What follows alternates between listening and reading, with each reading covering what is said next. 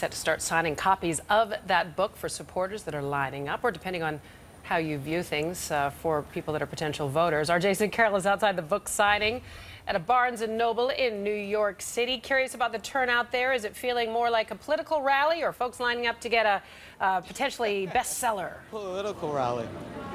Political rally. That's a very interesting choice of words. The turnout here, as you can imagine, is incredible. You're not going to find very many Benghazi critics in this line. Take a look. Goes down the block, as you see here, straight to Park Avenue, and then whips around the block and goes up Park Avenue. On the other side over here, you can see a crush of media waiting for Clinton's arrival. She's expected actually to arrive within the next few minutes or so. Everyone waiting in line to get a copy of this. Hard choices. We already have our copy. As I said, you're not likely to find in this big long line, at least a number of the people that we've polled, a lot of Clinton critics, but you will find a lot of curious people and a lot of Clinton's fans. One of them here is Heather. She is from Pittsburgh. I know that you came out. You've been waiting quite a while. Tell me, what are you looking to find in this book that you haven't seen or you haven't read already? Well, I think that Hillary had a really fascinating career as Secretary of State, and from what I've heard, there's a lot in the book around policy and experiences that she had when she visited, over 100 countries, and I'm looking forward to reading about that. And I'm curious what you make of those who criticize Clinton for her role in Benghazi. Is that a concern for you going forward? Have you been satisfied in terms of what you've heard so far? Oh yeah, I mean, that's not at all a consideration for me. I mean, of course, I think every American is sad for the lives that were lost at Benghazi, but certainly the Secretary of State answered all the questions that she possibly could when she gave testimony. And also you have to think about 9/11 and so many other, moments when the U.S. security wasn't perfect. It happens, but we didn't, bring George Bush and Dick Cheney, and keep making them testify about that. And I think it's important for people to move on. I know that you're going to be encouraging the Clinton to run when you get a chance to get up there and speak to her. I know this young lady over here is on the fence. This is Claire from Tennessee. Claire, you don't know very much about Clinton. You're here out of curiosity? Yeah, I mean, I wanted to know more about someone who's going to be is a major political player and who might be running for president in 2016. If you have an opportunity to speak to her, what would you say? I think I would just ask her, why is it important that she be the president?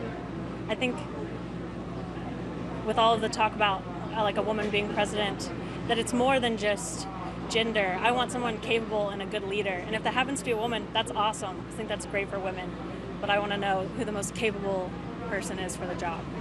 Well spoken. I hope you get an opportunity to ask her a question once you get up there. Again, when I was also in line here, you guys, one of the ladies who was here told me she felt as though this was the unofficial beginning of Hillary Clinton's campaign. I want to show you something right over here, right across the street. This, I should say, in full disclosure, is not officially, well, let's wait till the truck goes by. It's New York, these things happen. There you go. But I just want you to know that this is not affiliated with the Hillary Clinton people who are here, but these people join the movement, readyforhillary.com. These are folks who are out here trying to support to get her to make that run. Back to you guys. All right, Jason Carroll for us outside the book signing. He leaves you wondering, are they there for a potential selection of a book club book or a selection of something else, right?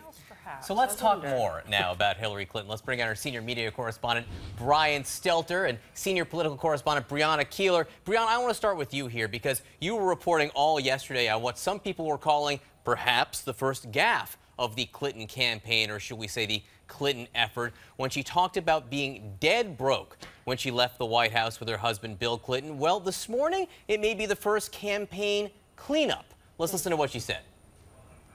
As I recall, we were something like $12 million in debt. And, that was something that we really had to work hard. And I was in the Senate and could not do anything to help us meet those obligations. And I'm very grateful that my husband, who's always been a hard worker since he was born, poor and given opportunities with a good education and strong values to work hard and take responsibility, he did that. So, we understand what that struggle is because we had student debts, both of us. We had to pay off. We've had to work. I had a couple of jobs in law school. He had lots of jobs.